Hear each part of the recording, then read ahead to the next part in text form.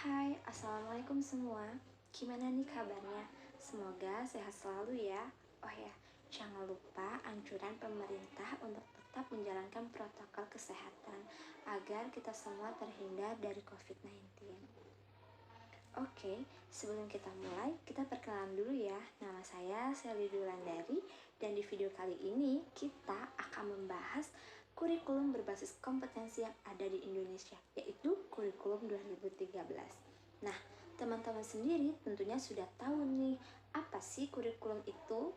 Apa yang menyebabkan kurikulum di Indonesia selalu mengalami perubahan-perubahan? Banyak sekali kan kurikulum di Indonesia mengalami perubahan.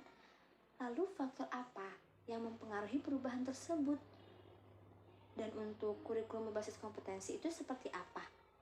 Dan yang termasuk dari kurikulum berbasis kompetensi itu apa? Nah, jadi banyak banget pertanyaan dan banyak banget hal-hal yang akan kita tahu dari video ini. Jadi tolong jangan di-skip-skip karena nanti Sally akan bantu menjelaskan semua secara satu-satu dan terperinci. Yang pertama yang kita bahas yaitu pengertian dari kurikulum. Secara etimologis, kurikulum berasal dari kata yang diambil dari bahasa Yunani, yaitu kurir yang berarti pelari, serta kurere yang artinya tempat berpacu.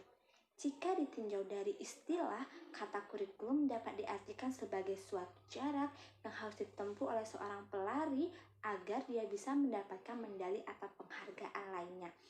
Namun, jika diadaptasi ke dunia pendidikan menjadi sejumlah mata pelajaran yang harus dipelajari dan ditempuh oleh satu orang peserta didik demi mendapatkan ijazah sebagai penghargaannya. Sedangkan untuk Undang-Undang Nomor 20 Tahun 2003, kurikulum adalah seperangkat rencana dan peraturan mengenai tujuan, isi, bahan pelajaran, serta cara yang digunakan sebagai pedoman penyelenggaraan kegiatan pembelajaran untuk mencapai pendidikan tertentu. Nah, selanjutnya teman-teman sudah tahu belum nih apa faktor yang mempengaruhi adanya perubahan kurikulum? Karena kurikulum di Indonesia itu kan banyak banget kan mengalami perubahan, jadi tentunya akan ada yang mempengaruhi dong. Dan apa kira-kira? Jadi, jika dikategorikan, perubahan kurikulum bisa dari situasi global di luar negara, bisa juga perubahan dari negara itu sendiri. Untuk situasi global di luar negara, salah satunya adalah perkembangan zaman, misal perkembangan teknologi, perkembangan ilmu pengetahuan, perkembangan industri yang menyebabkan tuntunan pekerjaan pun menjadi berubah, ya kan? Bisa lebih canggih, lebih bisa teknologi sih. Jadi pasti tuntutan pekerjaan tuh akan berubah sesuai dengan perkembangan zaman. Selain itu, dapat juga persaingan dengan negara lain yang mempengaruhi kurikulum suatu negara gitu. Nah, dari perubahan yang berasal dari negeri itu sendiri antara lain perubahan arah politik, kekuasaan, terus perubahan pandangan bangsa, perubahan sosial, budaya, dan mungkin adanya pemikiran baru tentang belajar mengajar. Oke teman-teman, bisa diperhatikan peta konsep di sebelah saya ya. Inilah yang akan kita bahas selanjutnya. Boleh diperhatikan dulu teman-teman. Dari mulai ada KBK itu nanti saya jelasin. Terus ada juga, silakan dilihat aja ya teman-teman. Ada pokoknya nanti Sally bakal bahas tentang kurikulum 2013. Nah, kita lanjut ya. Kita akan membahas tentang KBK atau kurikulum berbasis kompetensi. Kurikulum berbasis kompetensi atau KBK merupakan suatu konsep kurikulum yang menekankan pada pengembangan penguasaan kompetensi baik bagi peserta didik melalui kegiatan dan pengalaman sesuai standar nasional yang telah ditetapkan. Pendidikan mengacu pada upaya penyiapan individu yang mampu melakukan perangkat kompetensi yang telah ditentukan, sejalan dengan visi pendidikan yang mengarahkan pada dua pengembangan, yaitu memenuhi kebutuhan masa kini dan kebutuhan masa datang. Maka pendidikan di sekolah dititipi seperangkat misi dalam bentuk paket-paket kompetensi. Nah, karakteristik KBK itu satu, menekankan pada ketercapaian kompetensi siswa baik secara individual maupun klasikal. 2.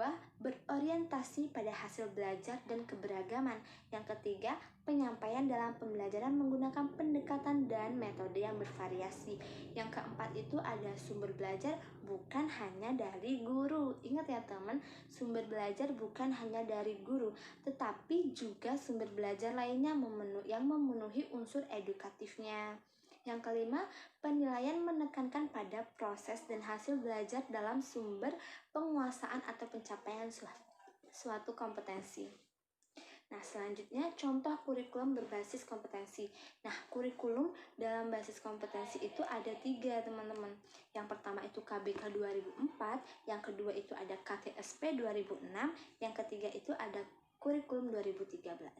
Nah, di sini Sally hanya akan menjelaskan contoh ketiga dari kurikulum berbasis kompetensi, yaitu kurikulum 2013. Pada kurikulum 2013 juga mengalami revisi sebanyak 2 kali, yaitu pada tahun 2016 dengan nama kurikulum 2013 revisi. Maaf teman-teman. Dengan nama kurikulum 2013 edisi revisi. Kemudian pada tahun 2018 tanpa mengubah namanya. Oke teman-teman, kurikulum 2013 atau K13 adalah kurikulum yang berlaku dalam sistem pendidikan Indonesia. Kurikulum ini merupakan kurikulum tetap yang ditetapkan oleh pemerintah untuk menggantikan kurikulum 2006 atau yang sering disebut sebagai kurikulum tingkat satuan pendidikan, yaitu KTSP, yang telah berlaku kurang lebih 6 tahun di Indonesia. Nah, apa sih perbedaan antara kurikulum 2013 dengan KTSP 2006? Yang pertama, pada kurikulum 2006 atau KTSP terdapat standar kompetensi atau SK, sedangkan pada kurikulum 2013 diganti menjadi kompetensi inti atau KI yang terdiri dari 4 kompetensi inti. Yang kedua, kompetensi lulusan pada kurikulum 2013 terdapat keseimbangan antara aspek sikap, keterampilan, pengetahuan, sedangkan pada kurikulum KTSP 2006 lebih menekankan pada aspek pengetahuannya. Yang ketiga, pada kurikulum 2013 kegiatan pembelajaran dilakukan dengan cara pendekatan saintifik, seperti mengamati, menanya, terus mengolah, menyajikan, menyimpulkan, menciptakan. Tapi jika di KTSP 2006 dalam proses pembelajaran terdiri dari eksplorasi, elaborasi, dan konfirmasi. Nah, yang keempat, pada kurikulum KTSP TIK, Teknik Informasi dan Komunikasi merupakan pembelajaran tersendiri. Sedangkan dalam kurikulum 2013 TIK itu hanya sebagai media pembelajarannya saja. Yang kelima, standar penilaian dalam kurikulum 2013 menggunakan penilaian otentik, yaitu mengukur semua kompetensi sikap, keterampilan, pengetahuan berdasarkan proses dan hasil, sedangkan KTSP 2006 lebih menekankan pada aspek pengetahuan. Nah, jadi itulah perbedaan dari kurikulum KTSP 2006 dengan kurikulum K13 awal. Kemudian pada tahun pelajaran 2016-2017, kurikulum 13 mengalami revisi, namun perubahannya tidak terlalu signifikan, mulai dari namanya yang menjadi kurikulum 2013 edisi revisi, dan ada perubahan dari aspek lainnya. Oke, saya akan jelaskan ya beberapa perbedaan lagi antara K13 dan revisi edisi. Yang pertama itu penilaian religius dan sikap sosial. Pada K13 awal penilaian dilakukan di semua mata pelajaran, sedangkan K13 revisi hanya pada pelajaran agama dan PKN. Yang kedua, pengambilan nilai praktikum. Jika terdapat 2 atau lebih praktikum dalam 1 KD, K13 awal nilai ditambah kemudian dibagi jadi 2 dong. Sedangkan pada K13 revisi diambil nilai yang terbaik saja. Nah, untuk yang ketiga, pendekatan yang digunakan pada K13 awal hanya saintifik saja dan 5M harus turut dan 5M harus urut. Sedangkan di K13 revisi Sedangkan di K13 revisi tidak hanya saintifik saja, dan 5M juga boleh tidak urut. Nah, yang keempat, pelaksanaan ulangan harian atau post-test. Pada K13 awal dilakukan setelah pembelajaran, sedangkan K13 revisi boleh di setiap pertemuan itu dilakukan post-test gitu. Nah, yang kelima, penilaian satu semester pada K13 awal dinamakan UAS atau UAS, sedangkan pada K13 revisi dinamakan, yang semester genap itu dinamakan PAT, penilaian akhir tahun, dan pada semester genap dinamakan PAS, penilaian akhir semester. Yang keenam ada silabus dan RPP. Jika K13 awal dibuat oleh pemerintah, sedangkan K13 revisi itu dibuat oleh pemerintah dan RPP-nya dibuat oleh guru. Kalau di awal tadi kan K13 awal tadi kan RPP-nya juga dibuat oleh pemerintah, tapi kalau di K13 revisi ini dibuat oleh guru.